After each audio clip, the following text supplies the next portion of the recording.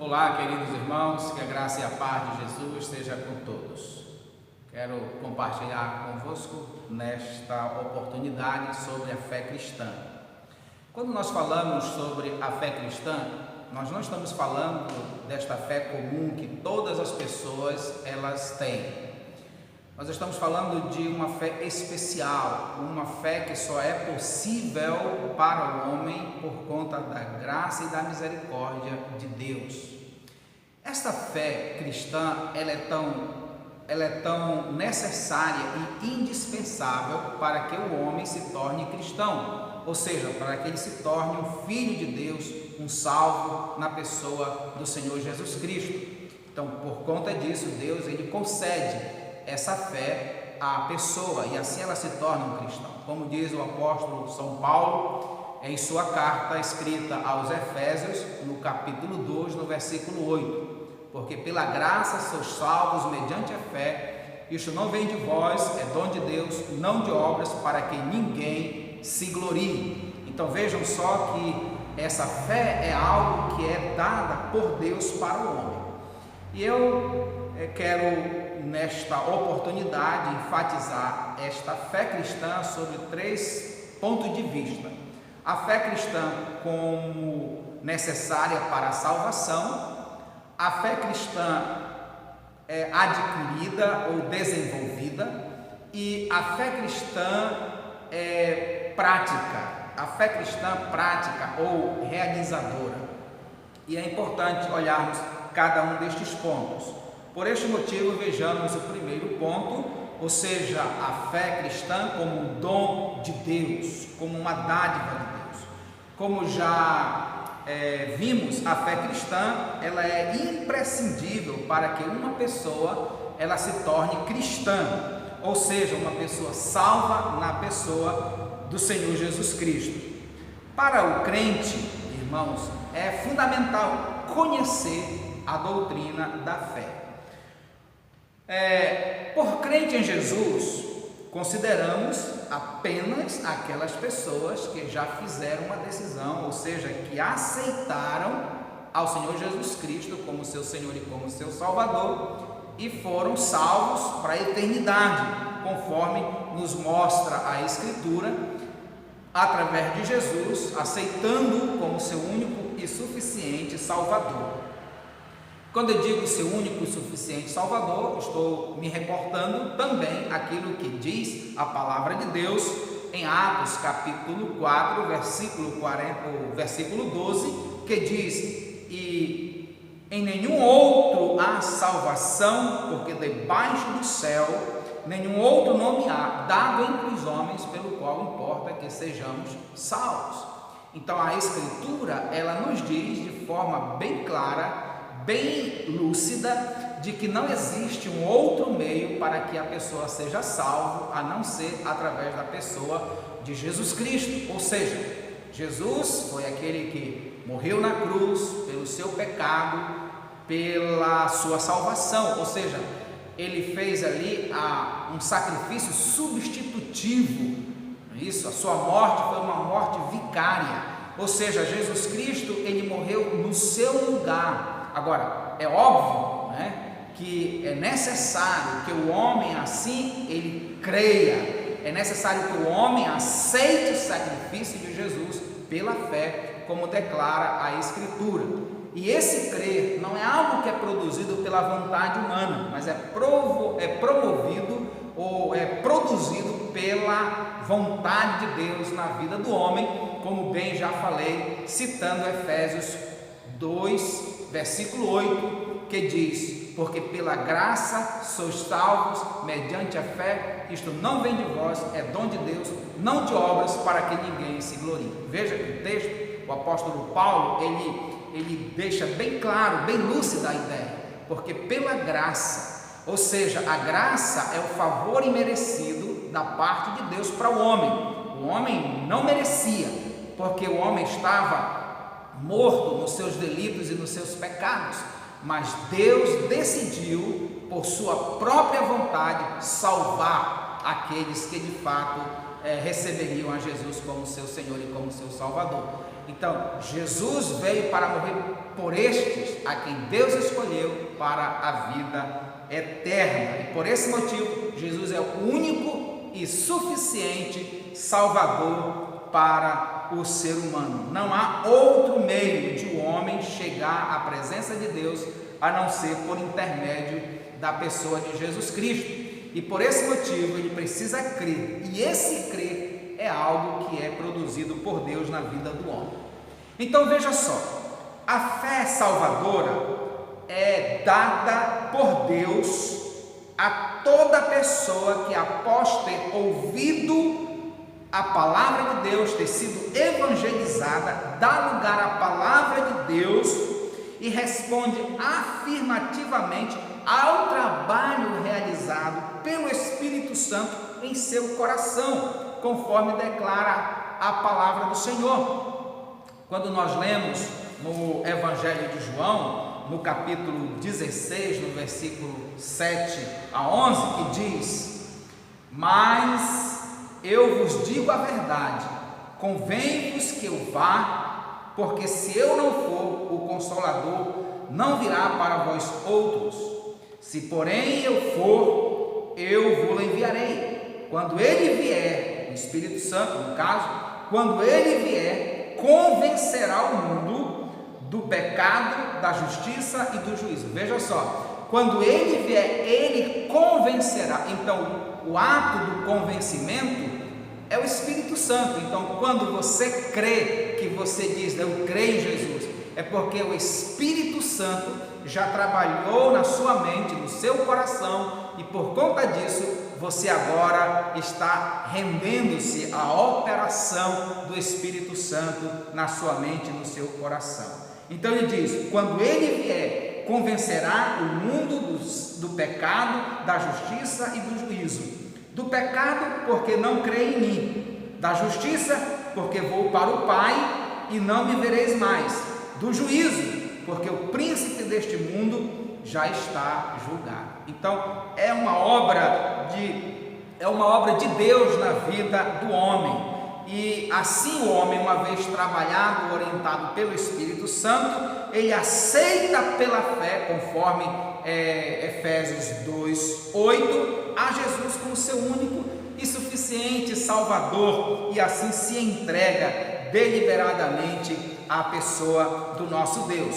Se nós lermos, por exemplo, João capítulo 6, no versículo 37 a 40, isso só elucidará ainda mais a questão. Quando ele diz, a partir do verso 37, ele fala: todo aquele que o Pai me dá, esse virá a mim, e o que vem a mim, de modo nenhum o lançarei fora. Olha só o que ele está dizendo: todo aquele que o Pai me dá, ou seja, todos aqueles que aceitam a Jesus, que vêm a Jesus por intermédio da ação do Espírito Santo, realizando a suprema vontade de Deus, que o elegeu, que o escolheu antes da fundação do mundo, como diz o apóstolo Paulo escrevendo aos Efésios no seu primeiro capítulo ali. Então nós temos clareza nisso. Então veja só, ele diz aqui no versículo 38, ele continua dizendo: porque eu desci do céu, não para fazer a minha própria vontade, sim a vontade daquele que me enviou. E a vontade daquele que me enviou é esta: que nenhum eu perca de todos os que me deu. Pelo contrário, eu o ressuscitarei no último dia. De fato, a vontade de meu Pai é que todo homem que vir o Filho e nele crer tenha vida eterna, e eu o ressuscitarei no último dia. Louvado seja Deus, irmãos, por conta disso. E aí Deus, ele permite, que seu Espírito Santo trabalhe na vida do homem, e isso nós chamamos do dom da fé, e é onde a pessoa ela se entrega a Jesus. E o dom da fé salvadora é igual para todas as pessoas, Todas as pessoas que recebem a Jesus Cristo, então recebem esse mesmo dom da fé para a salvação. Então ele ouve a palavra, o Espírito Santo trabalha no seu coração, e ele assim, então, motivado pelo agir de Deus na sua vida, então rende-se diante da soberania de Deus, aceitando como seu único e suficiente Salvador. Depois nós pensamos na fé também como a fé, eu diria, adquirida. O que é a fé adquirida? Nada mais é, irmãos, do que o dom de Deus, não é isso? De forma especial, que vem através do conjunto de verdades bíblico-doutrinário, a qual é alcançada através do estudo, da leitura, né, do exercício da vida cristã. Quando nós falamos fé adquirida, não é isso? Nós estamos falando dessa fé que, eu diria assim, em outras palavras, até a fé desenvolvida. Eu quero fazer, para você entender melhor o que eu estou dizendo, explicando para os irmãos e conforme declara a palavra do Senhor, vamos pensar em dois irmãos que se convertem, ou seja, são alcançados pela fé salvadora. Então, duas pessoas recebem da parte de Deus a fé salvadora e se rendem aos pés de Jesus. Um se acomoda, não é isso? Fica indiferente, mas é salvo, foi alcançado pela graça de nosso Senhor Jesus Cristo. Enquanto o outro, que também se converteu no mesmo dia, no mesmo culto, na mesma oportunidade, ele se torna assim ávido para conhecer a palavra de Deus e ele se dedica à leitura da palavra de Deus. Ele fica com aquela fome voraz para conhecer mais a Escritura e conhecer mais sobre Deus, e aí ele se dedica diariamente, constantemente à leitura da palavra, vai aos cultos, participa dos estudos bíblicos, ouve a mensagem com atenção, faz suas anotações. Então esta pessoa, a cada ação que ele faz, ele vai desenvolvendo a sua fé, ele vai adquirindo mais fé, e a sua fé vai se tornando cada vez mais robusta, como declara a palavra do Senhor, irmãos. Então é exatamente isso que nós podemos observar através da Escritura, e nós não podemos negar isso, não podemos negar. Esse tipo de fé é também um tipo de fé bem definida, visto que só é possível tê-la quem é salvo por Jesus Cristo. Por exemplo, o homem ímpio, o homem que não conhece a Deus, o homem que não tem a fé salvadora, ele não tem como desenvolver essa fé. Você vê, por mais que ele lê a Escritura é como um livro selado, ele não consegue entender, porque a palavra é algo que vem do coração de Deus para aquele que o ama, para aquele que de fato se entrega a Ele. Então é importante nós olharmos para a Escritura e pensarmos nesse aspecto, certo? Da sua vida relacional com Deus. O homem ímpio, o homem que não tem um compromisso com Deus, ou que nunca fez um compromisso com Deus por não ter a fé salvadora, essa pessoa ela não entende, ela não compreende a palavra. Por mais que ela leia, por mais que ela busque conhecê-la, ela não tem o agir do Espírito Santo na sua vida. Então nós precisamos entender. Agora, é bem verdade que isso só é possível para aqueles que entregam suas vidas ao Senhor Jesus Cristo e são a habitação do Espírito Santo. O que acontece, claro, né, quando a pessoa entrega a sua vida a Jesus, quando nós lemos lá em Efésios capítulo 1, no versículo 13, o apóstolo Paulo ele diz lá que o Espírito Santo, após nós crermos na palavra, após nós termos recebido isso, ao Evangelho da salvação, tendo nele crido, nós somos selados com o Santo Espírito da promessa. Então, queridos irmãos, é nessa hora que nós podemos dizer que a fé salvadora atua, mas é a partir dali, dessa salvação, é que a fé ela tem a sua continuidade e que nós vamos adquirindo cada vez mais através das nossas experiências e do nosso relacionamento com Deus. Também existe também uma outra fé, queridos irmãos, ou diria até, né? Um outro aspecto desta fé cristã, que é a fé, eu diria assim, prática, né? A fé prática, todos nós sabemos que a igreja de Deus é o elemento que Deus estabeleceu nessa terra para abençoar o seu povo, para congregar o seu povo, para reunir o seu povo, para que, através dessa igreja, as outras pessoas, os outros povos, as outras nações e os não alcançados possam de fato conhecer o Senhor Jesus Cristo. É a forma que Deus utiliza para anunciar o seu evangelho ao mundo. Então a igreja, ela é essa agência missionária que Deus estabeleceu na terra para proclamar o evangelho de Jesus Cristo em todos os lugares, como nós bem podemos ver lá na grande comissão, quando Jesus Cristo, após a sua ressurreição, já prestes a ser assunto ao céu, Jesus olha para os seus discípulos e diz: toda a autoridade me foi dada no céu e na terra. Aí então ele comissiona os seus discípulos dizendo: ide, portanto, e pregai o evangelho a toda a criatura, ensinando, batizando. Então quer dizer, essa é a grande comissão. E quem é que recebe essa responsabilidade? A igreja. A igreja.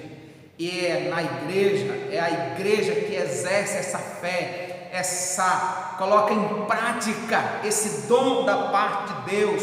Quando nós olhamos para Efésios capítulo 4, nós temos ali bem claro no versículo 11 que Deus ele constituiu, ele mesmo concedeu. Eu vou ler aqui para os irmãos para ficar muito mais claro, quando ele diz: e ele mesmo concedeu uns para apóstolos, outros para profetas, outros para evangelistas e outros para pastores e mestres. Para quê? Veja só, ele mesmo responde: com vista ao aperfeiçoamento dos santos, para o desempenho do seu serviço, para a edificação do corpo de Cristo, até que todos cheguemos à unidade. Olha só, cheguemos à unidade da fé e do pleno conhecimento do Filho de Deus, a perfeita varonilidade, a estatura, a medida da estatura da plenitude de Cristo. Então esta é a fé operacional, é a fé que nos leva a fazer a vontade de Deus através de outros dons, como ele mesmo declara aqui na sua palavra. Então, queridos irmãos, fica aqui essa palavra para os irmãos, que você que já recebeu a fé salvadora, você que já é salvo na pessoa de Jesus, que agora você procure desenvolver a sua fé, que você agora procure estar mais perto de Deus e busque, através da leitura da palavra de Deus, através de estudos bíblicos, através desse crescimento, glorificar o nome de Deus e fortalecer a sua fé. Que Deus em Cristo nos abençoe e aguardamos em Deus uma nova oportunidade. Até o nosso próximo encontro.